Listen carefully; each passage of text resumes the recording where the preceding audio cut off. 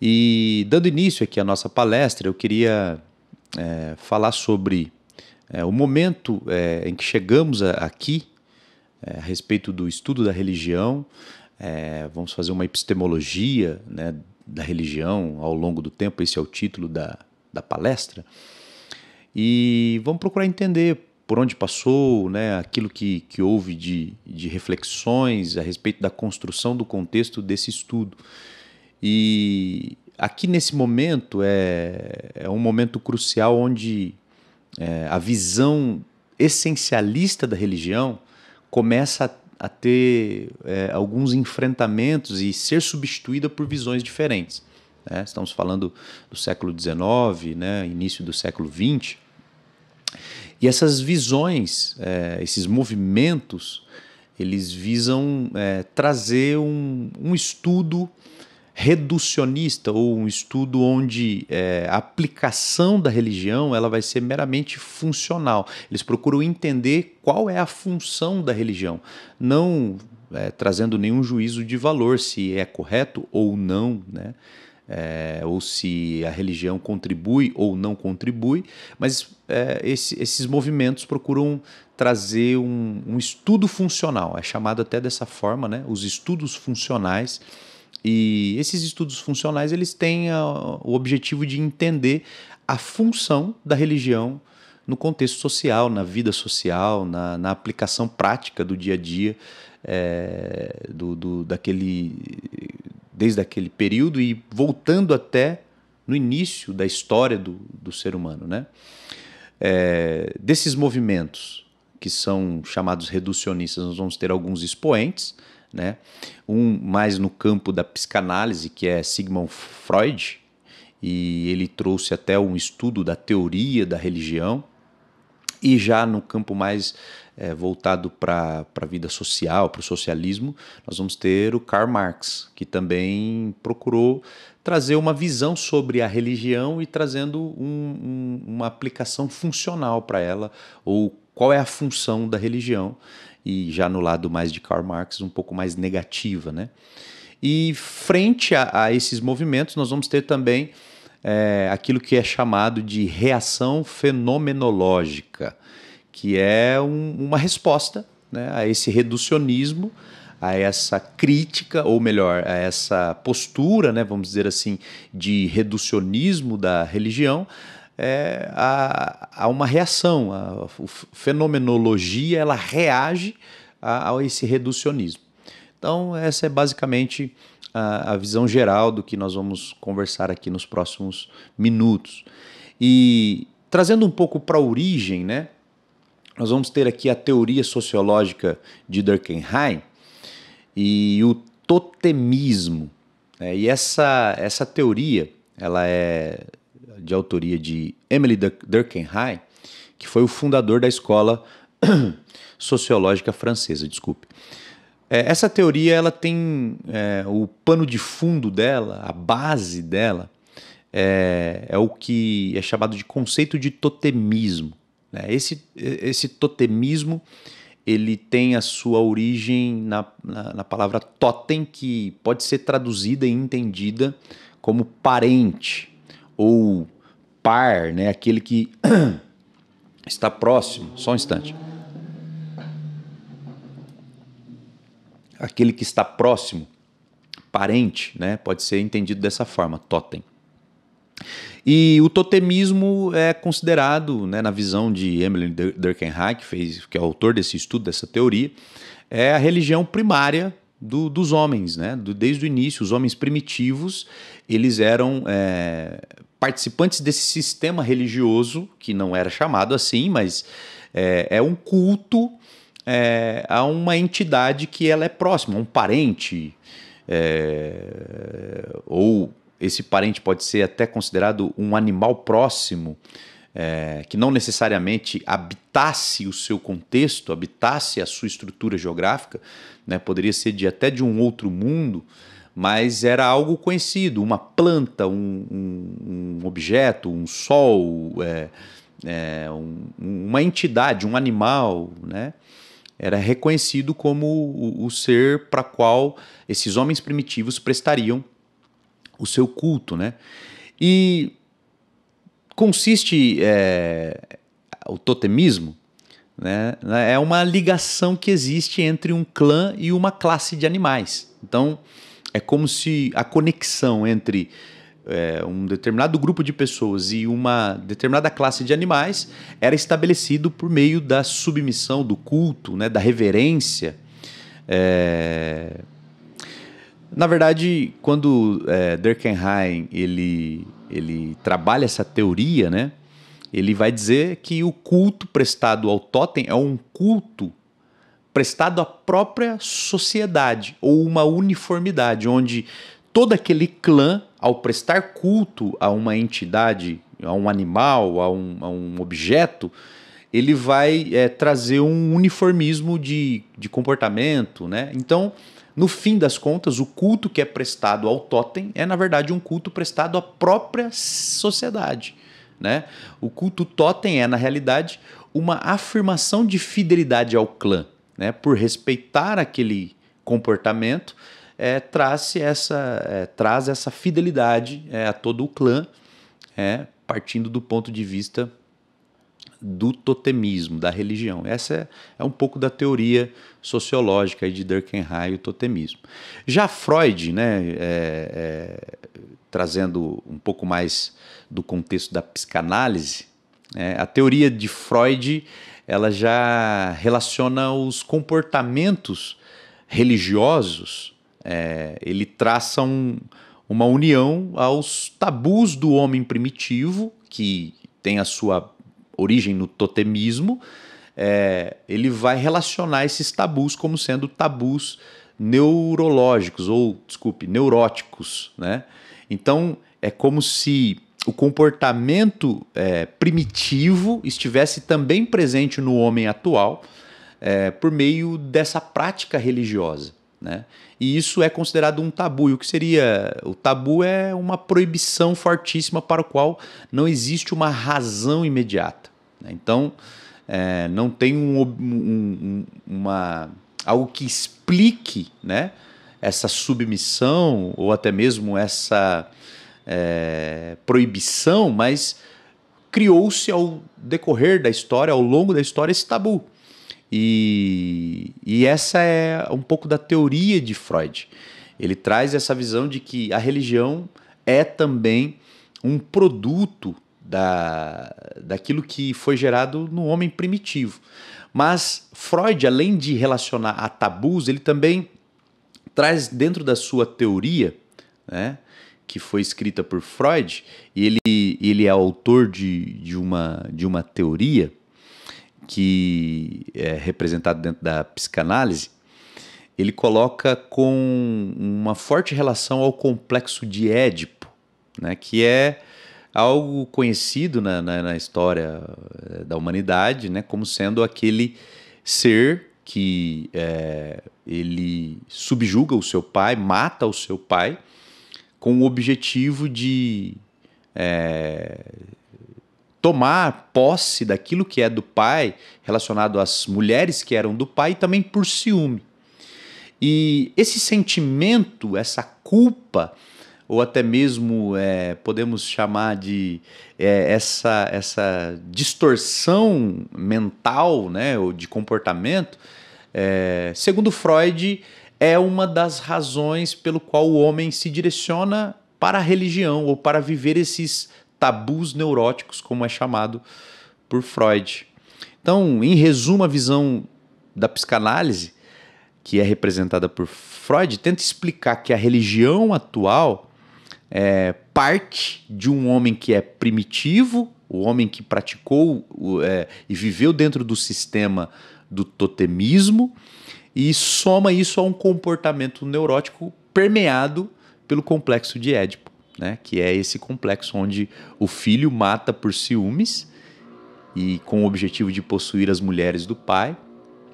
E aí, quando o remorso, né, ele eclode, para aplacar esse remorso, então existe essa busca do ser humano, do homem, né, a esse ser transcendente ou essa submissão a um determinado comportamento religioso, a um determinado tabu, né, religioso. buscando esse símbolo. O homem cria esse símbolo totêmico, né, que parte lá do totem, né, daquela visão, né, de Durkheim. E agora Freud soma tudo isso a esse complexo de Édipo, né, que no fim das contas vai tornar a religião, na verdade, um subproduto do inconsciente, né? É como se tudo isso fosse uma resposta inconsciente do ser humano que o leva à prática religiosa. Essa é uma visão dentro da psicanálise, mas dentro da psicanálise nós vamos ter também Jung, né, e a emancipação do indivíduo. Jung é um outro expoente dentro dessa visão reducionista da religião, né? Embora ele enxergue a religião como positiva, Carl Gustav Jung, que é o seu nome completo, ele procura olhar com esses olhos positivos para a religião, dizendo que é um comportamento necessário, mas esbarra no reducionismo por olhar a função da religião como meramente uma emancipação do indivíduo. E onde surge aquele conceito de inconsciente coletivo, e o homem surge dessa coletividade, né, do clã, das diversas sociedades que são formadas ao entorno de um grupo, né? O homem é enxergado no coletivo, é enxergado no grupo e chamado também os comportamentos de inconsciente coletivo, mas para Jung a religião, né, ela vai ter essa função de emancipar o indivíduo, trazendo para ele uma individualização, né? Então, para Jung, a contribuição da religião é que o homem vive um contexto de inconsciente coletivo e a prática religiosa vai apoiar na direção de um processo de individualização, né? Onde o homem vai passar a se enxergar agora não apenas como parte de um grupo, mas como um indivíduo. E para Jung isso tudo é positivo, mas um sonoro mas aí, vírgula, essa visão positiva sobre a religião, ela fica estacionada apenas aí. Porque Jung ele não acreditava em Deus, mas ele declarava assim que existia. Existe um Deus, mas eu não acredito. Então, como isso explica? É que, na verdade, ele descartava a entidade transcendente de um ser, ou seja, existe Deus, mas não existe um Deus transcendente, né? Ou um ser onipotente. Então, essa é também uma visão dentro da psicanálise reducionista, somado a Freud, né, que traz essa visão do totemismo e do complexo de Édipo lá do homem primitivo. E aqui temos de outro lado, né, mas dentro ainda da psicanálise, Jung. Não sei se a pronúncia está correta, tá, gente? Mas é algo nesse sentido aí, J-U-N-G. Ele fala a respeito dessa ação positiva. Essa função da religião ela é positiva porque ela emancipa o indivíduo do coletivo, mas para por aí, né? E temos também, ainda no conceito dos estudos da funcionalidade da religião, nós vamos encontrar Karl Marx, né, que aí ele já tem uma visão totalmente negativa da religião, né? Marx e a alienação. Porque para Karl Marx a religião é a mais pura das ilusões, e não somente ilusões, mas são ilusões negativas, né? Esse é um ponto de vista de Marx. E a definição de religião para Karl Marx perpassa por apenas um sistema de crença opressor. É essa a definição para ele. É um sistema que gera esse tipo de comportamento, de crença, mas ele, no fim do dia, ele é opressor. E o objetivo é manter uma forma de organização social dominadora. Então, a religião ela vai organizar um grupo de pessoas, mas essa organização ela não é saudável no ponto de vista de Marx, né? Ela não é saudável porque ela é dominadora. Ela vai trazer movimentos onde a submissão, ela na verdade se torna um comportamento nocivo, por ter alguém oprimindo, alguém ditando, alguém dirigindo ou trazendo direção para esse grupo. Então, dentro dessa visão de Marx, nós vamos ter também a forma como ele enxerga tudo isso. As lentes que Marx utiliza para estudar e analisar a religião, elas são oriundas dos processos econômicos que ele enxergava dentro da sociedade, né, o conceito de socialismo, né, toda aquela questão da miséria. São lentes sociais, são lentes políticas para trazer esse estudo da religião. E a partir dessa visão, ele afirma que a religião, no fim das contas, ela é irracional, fruto de uma superstição, e ele conclui com aquela célebre frase, né, que a religião é o ópio do povo. Então, nós temos aí esses grupos trabalhando, né, dentro desse estudo funcional na psicanálise. Nós vamos encontrar Freud e Jung, e temos também Marx aí no socialismo, né? E trazendo uma forte definição para a religião como sendo uma alienação. E para combater ou contrapor tudo isso, surge um movimento, né, chamado de fenomenologia, né? Tava com medo de errar essa palavra, né? É uma reação fenomenológica, que são respostas ao reducionismo, né? Frente a esses estudos funcionais, para combatê-los, eles trazem resultados, né? Ou experiências empíricas, né? Para que a fenomenologia combatesse esses estudos funcionais. Ela se estabelece como uma disciplina dentro do estudo da religião, e ela é autônoma. Surge esse movimento, né, com esse objetivo. E aí temos dois expoentes dentro da fenomenologia que se destacam, nós temos outros, né, mas podemos citar aqui Rudolf Otto e Mircea Eliade, né, que são aí pessoas que produziram textos, teorias, estudos, né, dentro da área da fenomenologia, né, trazendo essas experiências, né. Rudolf Otto, no seu livro O Sagrado, ele procura divorciar o sagrado como fonte divina de qualquer processo de racionalização. Ou seja, não é possível racionalizar o sagrado, né, dentro dessa visão de Rudolf Otto. Mircea Eliade, ele já traz uma refutação à ideia de que comportamentos religiosos são frutos de superstições, que era algo que se acreditava, né? E muita gente, e até hoje, né? Assim, que a prática religiosa, na verdade, no final das contas, ela é uma visão de superstição sobre uma determinada circunstância. Então, Mircea Eliade, na sua teoria, né, ele traz essa refutação, né, e o comportamento religioso não é uma mera superstição irracional ou algum processo de estágio primitivo inconsciente, né, que é tratado por Freud dessa forma. Então, eles procuram se contrapor, combater, né, o reducionismo. E nas últimas décadas, a fenomenologia ela sofreu duras críticas, né, e dentro de alguma delas eu vou relacionar aqui algumas que é tratado de negligência ao contexto sócio-histórico. Não há uma diligência a respeito do contexto, né, social e histórico para trazer essas experiências. E surgiu o termo nessa fase, né, de negligência. Uma crítica também ao objeto privilegiado pela fenomenologia e também uma crítica quanto à negligência das referências múltiplas à transcendência do mundo religioso empírico, né?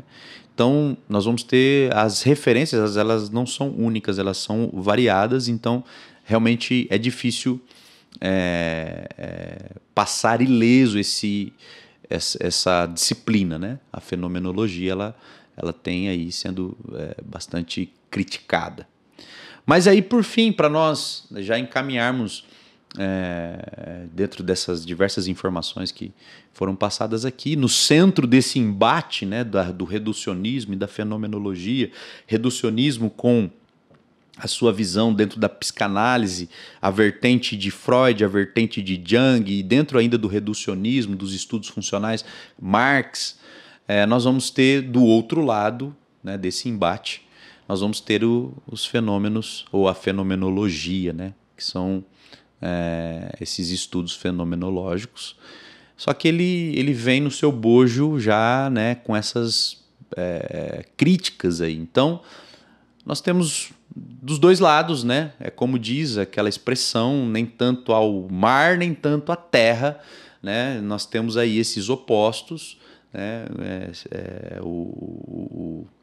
A fenomenologia como uma resposta para esse reducionismo, e no centro disso tudo nós vamos ter, no centro desse embate, nós vamos ter as ciências das religiões.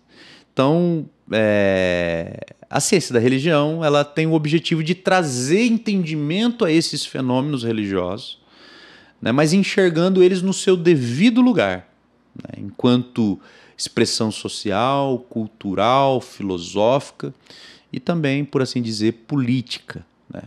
Então, a ciência da religião, ela se desprende um pouco, né, daquilo que o analista ou o estudante acredita, né? Ele se descola da sua própria crença para que ele possa lançar luz, e essa luz sóbria, né, sobre o estudo real, né, desde do histórico, desde o princípio, da forma como se estabelece a sociedade, da forma como os clãs são estabelecidos, a forma como o homem se organiza, e desde o início a religião presente ali, né? A religião permeando essas ações e essa direção para a qual o homem foi se desenvolvendo ao longo do tempo. Então esse é um pouco da epistemologia, né? Daquilo que foi absorvido aí em aula, dos livros, também em materiais, né, de apoio. E dessa forma nós encerramos. Espero que tenha ficado aí claro, né?